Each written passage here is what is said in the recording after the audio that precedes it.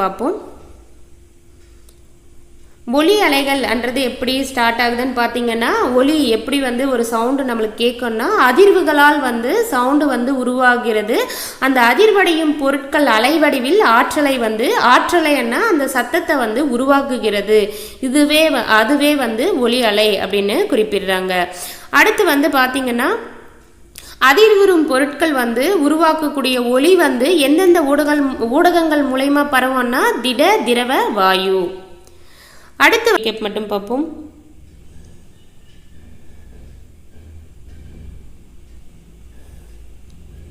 ஒலியின் அலைகள் எப்படி இருக்கும்? நெட்டலைகளாக வந்து இருக்கும். ஒரு ஊடகத்தில் ஒலி அலை பரவும் திசையிலேயே துகள்கள் வந்து அதிர்வுற்றா அதனை வந்து நெட்டலை எனலாம்.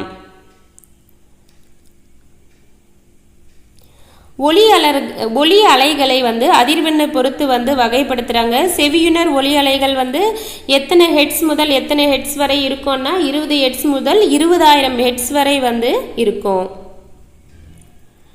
குற்றொலி அலைகள் வந்து எவ்வளவு அதிர்வெண்ணை வந்து கொண்டிருக்கும்னா 20 ஹெட்ஸை விட குறைவான அதிர்வெண் உடைய ஒலி வந்து குற்றொலி அலைகள். இது எதெல்லாம் குற்றொலி அலைகள் பார்த்திங்கன்னா நிலநடுக்கம், கடல் அலைகள், திமிங்கலங்கள் எல்லாம் இந்த குற்றொலி அலைகளை வந்து உருவாக்குது.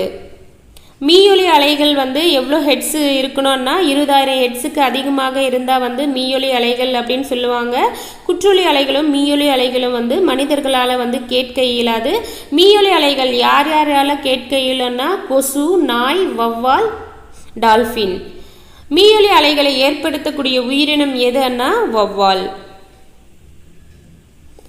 ஸோ சவுண்டுக்கும் லைட்டுக்கும் இருக்கிற வித்தியாசம், சவுண்டு வந்து பரவணும்னா கண்டிப்பாக வந்து ஊடகம் தேவை. அதே லைட்டுக்கு வந்து ஊடகம் வந்து தேவை கிடையாது. வெற்றிடத்தில் வந்து கூட லைட்டு வந்து பரவும்.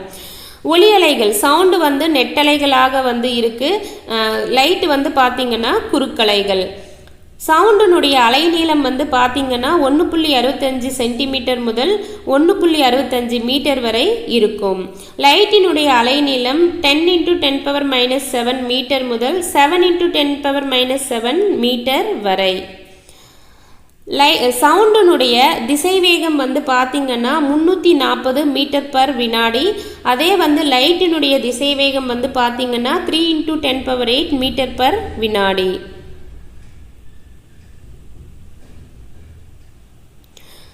ஒலி அலைகளினுடைய திசைவேகம் வந்து பார்த்திங்கன்னா அதிர்வடையும் துகளின் திசைவேகம் மற்றும் அலையின் திசைவேகம் தான் வந்து ஒலி அலைகளின் திசைவேகம் அப்படின்னு சொல்கிறோம். திசைவேகத்தின் அலகு என்னன்னா மீட்டர் பர் வினாடி. துகள் திசைவேகம்னா துகள்கள் அதிர்வடையும் திசைவேகம் தான் வந்து துகள் திசைவேகம்னு சொல்கிறோம். அலை திசைவேகம்னா அலை பரவும் திசைவேகத்தை வந்து அலை திசைவேகம் அப்படின்னு சொல்கிறோம்.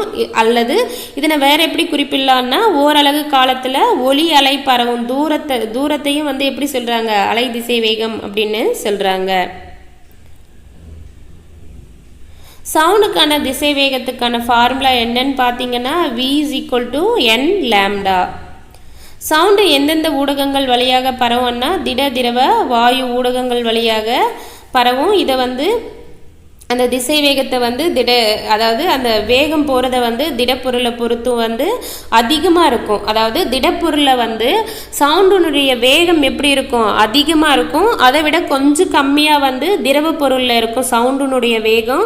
வாயு பொருளில் அதை விட கம்மியாக இருக்கும். அப்போ அதிகமாக எந்த ஊடகத்தில் வந்து சவுண்டுனுடைய திசைவேகம் அதிகமாக இருக்குன்னா திடப்பொருள் அதிகமாக இருக்கும். எந்த ஊடகத்தின் வழியாக சவுண்டு வந்து வேகம் வந்து குறையுது அப்படின்னு பார்த்தீங்கன்னா வாயு ஊடகத்தில் சவுண்டு வந்து பரவும் போது அதனுடைய திசைவேகம் வந்து கம்மியாக இருக்கும். இந்த பேஜ் மட்டும் ஒரு வாட்டி ரீகேப் பார்ப்போம். ஒலியினுடைய திசைவேகத்தை பாதிக்கும் காரணிகள் என்னன்னு பார்த்தீங்கன்னா அடர்த்தியின் விளைவு. அடர்த்தி அதிகமாக இருந்தால் திசைவேகம் வந்து குறையும். வெப்பத்தில் வந்து பார்த்திங்கன்னா வெப்பம் அதிகமாக இருந்தால் திசைவேகம் அதிகரிக்கும். ஈரப்பதத்தில் வந்து ஈரப்பதம் அதிகமாக இருந்தால் திசைவேகம் வந்து அதிகரிக்கும். அடுத்து வந்து இதை வந்து சொல்ல மறந்துட்டேன், இதை மட்டும் இப்போ பார்த்துருவோம். வெப்பநிலை அதிகரிக்கும் போது திசைவேகம் ஓகே. அடுத்து வந்து இந்த VT = ஃபார்முலா வந்து படிச்சிடுங்க. இது என்னன்னா இப்போ வந்து நம்மளுக்கு வந்து தெரியும் 0 டிகிரி செல்சியஸில் வந்து சவுண்டினுடைய திசைவேகம் எவ்வளோன்னா 331 மீட்டர்/வினாடி. இது அப்படியே படிச்சுக்க வேண்டியது தான் இன்ஃபர்மேஷன். ஸோ கீழேயும் கொடுத்துருக்காங்க பாருங்கள். 0 டிகிரி செல்சியஸில் சவுண்டினுடைய திசைவேகம் எவ்வளோன்னா 331 மீட்டர்/வினாடி. ஸோ இப்போ வந்து ஒரு 3 டிகிரி செல்சியஸில் வந்து சவுண்டினுடைய திசைவேகம் எவ்வளோன்னு கேட்டாங்கன்னா இந்த ஃபார்முலா தெரியணும். VT = V0 + 0.61 T × மீட்டர்/செகண்ட். அப்போது ஒவ்வொரு டிகிரிக்கும் வந்து அந்த சவுண்டினுடைய வேகம் திசைவேகம் வந்து எவ்வளோ அதிகரிக்குது? 0.61 இது வந்து அதிகரிக்குது, 0.61 வந்து அதிகரிக்குது. ஸோ அந்த ஃபார்முலா மட்டும் பார்த்துக்கோங்க. V0 என்பது 0 டிகிரி வெப்பநிலை என்றதை குறிப்பிட்டிருக்காங்க. ஸோ நம்மளுக்கு ஆல்ரெடி தெரியும் ஊடகத்தின் தன்மை வந்து திட திரவ வாயுன்றது. ஸோ 0 டிகிரி செல்சியஸில் சவுண்டுனுடைய திசைவேகம் எவ்வளோன்னா 331 டிகிரி செல்சியஸ். இதுக்கு முன்னாடி வந்து ஒன்று பார்த்துருப்போம். அது என்னன்னா ஒளி அலைகள் 340 மீட்டர்/வினாடி திசைவேகத்தில் பரவும். இது வந்து ஒரு நார்மலான ஒரு சூழ்நிலையில் இவ்வளோ 340. ஆனால் அந்த ஒரு குறிப்பிட்ட பகுதியில் வந்து 0 டிகிரி செல்சியஸில் இருக்கும்போது எவ்வளோ வந்து பரவும்னு சொல்லியிருக்காங்க. நார்மலாக இருந்தால் 340 மீட்டர்/வினாடி அப்படின்ட்டு சவுண்டினுடைய திசைவேகம் வந்து இருக்கும். அதே வந்து 0 டிகிரி செல்சியஸில் இருக்கும்போது காற்றின் வழியாக சவுண்டினுடைய திசைவேகம் எவ்வளோ இருக்குன்னா 331. ஸோ நார்மலான இடத்துல காற்று வழியாக வந்து சவுண்டினுடைய வேகம் வந்து 340, 0 டிகிரி செல்சியஸாக இருந்தால் 331, 9 கம்மி என்றதை மறக்காமல் ஞாபகம் வச்சுக்கோங்க. அடுத்து வந்து பார்த்திங்கன்னா ஒளியின் எதிரொலிப்பு ரீகேப் பார்ப்போம்.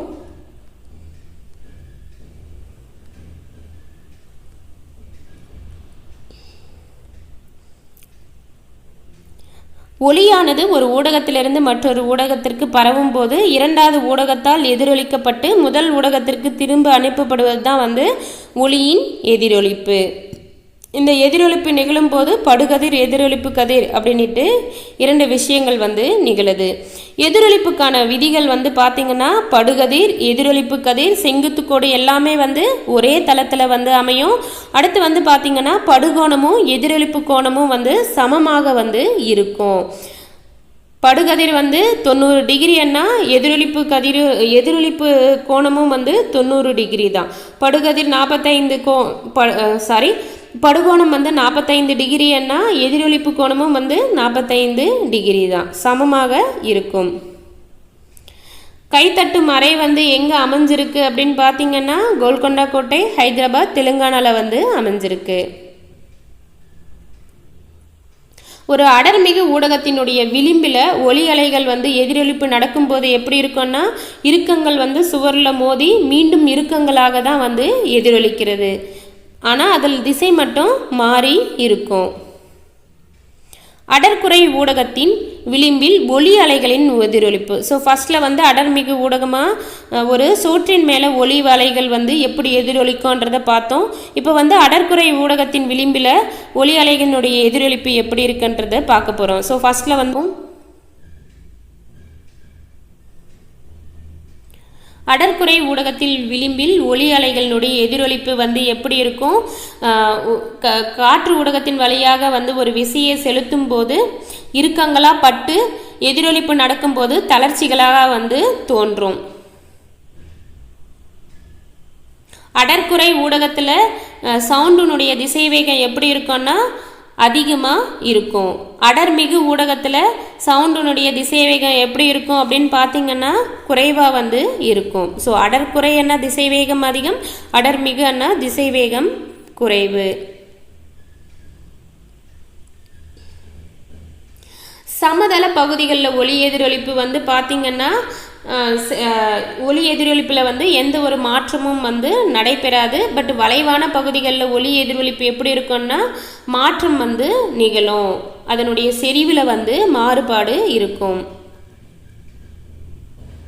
மெதுவாக பேசும் கூடம் எங்கே அமைஞ்சிருக்குன்னா லண்டனில் புனித பால் கேதீட்ரல் ஆலயத்தில் வந்து அமைஞ்சிருக்கு. ஸோ இந்த அரங்கம் வந்து பல்முனை எதிரொலிப்புக்கு ஒரு சிறந்த உதாரணமும் கூட. ஒரு வாட்டி ரீகேப் பார்ப்போம்.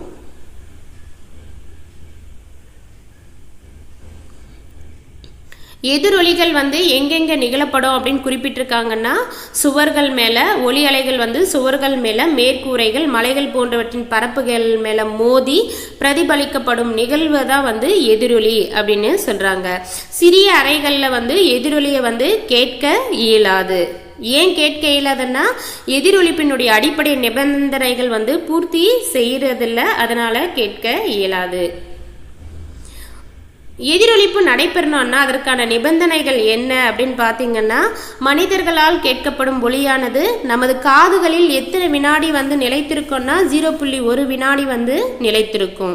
இரண்டு ஒலிகளுக்கும் இடையே வந்து எவ்வளோ கால இடைவெளி இருக்கணும் குறைந்தபட்சம் அப்படின்னு பார்த்தீங்கன்னா மினிமம் வந்து 0.1 வினாடிகள் இருக்கணும். அதாவது வந்து முதல்ல வந்து ஒரு ஒலி வந்து நம்மளுக்கு கேட்கணும்னா கேட்டுட்டு இரண்டாவது என்ன சவுண்டோ அது கேட்கணும்னா அந்த கேப் எவ்வளோ இருக்கணும்னு சொல்கிறாங்க, 0.1 வினாடி. ஸோ நம்ம காதுகளில் ஒரு சவுண்டு நிலைத்திருக்கிற நேரமும் 0.1 வினாடி தான். ஒரு ஒலிக்கும் இன்னொரு ஒலியும் கேட்கணுன்னாலும் அதுக்கு இடையே வந்து இடைவெளி எவ்வளோ இருக்கணும் மினிமம்னா அதுவும் 0.1 வினாடி. திசைவேகத்தினுடைய அதாவது எதிரொலிப்பு திசைவேகத்தினுடைய ஃபார்முலா என்னன்னு பார்த்தீங்கன்னா v = 2d/t. d என்பது கடந்த தொலைவு, t என்ன அது பறவை எடுத்துக்கொண்ட காலம். எதிரொலிப்பு வந்து கேட்க வேண்டும்னா குறைந்தபட்ச தொலைவு காற்றில் வந்து எவ்வளோ இருக்கணும்னா ஒலியின் திசை வேகத்தில் 20ல் 1 பகுதியாவது தொலைவு இருந்தால் தான் வந்து எதிரொலிப்பை வந்து கேட்க முடியும். ஒலியின் திசை வேகம் காற்றில் எவ்வளோன்னா 344 மீட்டர்/வினாடி. இப்போ சைட்லவே நோட் பண்ணிக்கோங்க, 340 கொடுத்துருக்காங்க. 340 மீட்டர்/வினாடி என்றதையும் சைட்லையும் நோட் பண்ணிக்கோங்க, ரெண்டும் ஞாபகம் வச்சுக்கோங்க. ஸோ வந்து ஒலியின் திசைவேகம் காற்றில் வந்து கேட்கணும், எதிரொலிப்பு கேட்கறதுக்கு எவ்வளோ தொலைவு இருக்கணும்னா 17.2 மீட்டர் தொலைவாவது இருந்தால் வந்து எதிரொலிப்பு வந்து கேட்கும்ன்றதை கொடுத்துருக்காங்க. மட்டும் ரீகேப் பார்ப்போம்.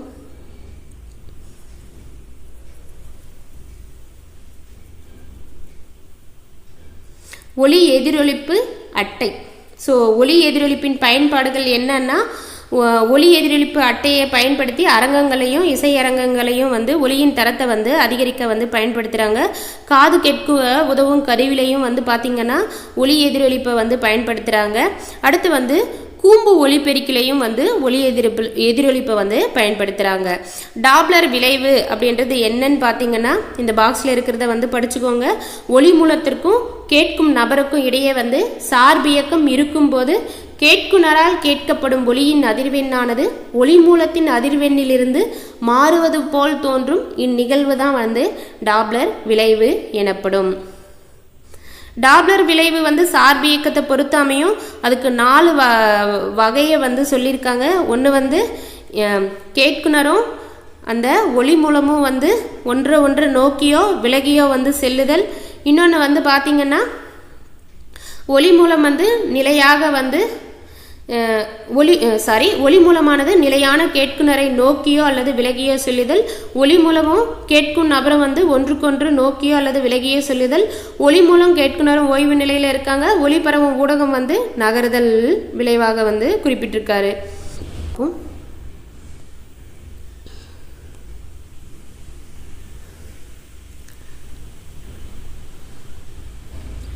டாப்ளர் விளைவு நடைபெறாமல் இருக்க நிபந்தனைகள். ஸோ ஒளி மூலம் கேட்கக்கூடிய நபர் ரெண்டுமே ஓய்வு நிலையில் இருக்கும்போது அது அந்த விளைவு ஏற்படாது. ஒளி மூலமும் கேட்குனரும் சம இடைவெளியில் நகரும் போது வந்து டாப்ளர் விளைவு ஏற்படாது. ஒளி மூலம் மற்றும் கேட்குனர் வந்து ஒன்றுக்கொன்றாக செங்குத்தாக நகரும் போது இல்லை 2 பேரும் வந்து ஒளி மூலம் வந்து வட்டப்பாதையின் மையப்பகுதியில் அமைந்து கேட்குனர் வந்து வட்டப்பாதையில், ஸோ அந்த வட்டத்தினுடைய மையத்தில் ஒளி மூலம் இருந்து வட்டப்பாதையில் வந்து கேட்கக்கூடிய நபர் நகரும் போது டாப்ளர் விளைவு வந்து நடைபெறாது. டாப்ளர் விளைவின் பயன்பாடுகள் வந்து பார்த்திங்கன்னா வாகனம் ஒன்றின் வேகத்தை வந்து டாப்ளர் விளைவின் மூலயமா கண்டறியலாம். துணைக்கோள் ஒன்றின் தொலைவினை வந்து கண்டறியலாம். ரேடார்னா ரேடியோ டிடெக்ஷன் அண்டு ரேஞ்சிங். இதன் மூலிமா வந்து விமானத்தின் வேகத்தை வந்து கணக்கிடலாம். சோனார்லையும் வந்து பார்த்திங்கன்னா டாபர் விளைவு தான். அந்த இதை பயன்படுத்தி கடலில் வாழக்கூடிய உயிரினங்கள் மற்றும் நீர்மூழ்கி கப்பல்களை வந்து கண்டறியலாம். இந்த சோனார் என்ற கருவியை வந்து கடலில் செலுத்தி நீர்மூழ்கி கப்பல்கள் வந்து எங்கே இருக்குது, கடல் வாழ் உயிரினங்கள் எவ்வளோ தொலைவில் இருக்குன்றதை இந்த பயன்படுத்தி கண்டறிவாங்க.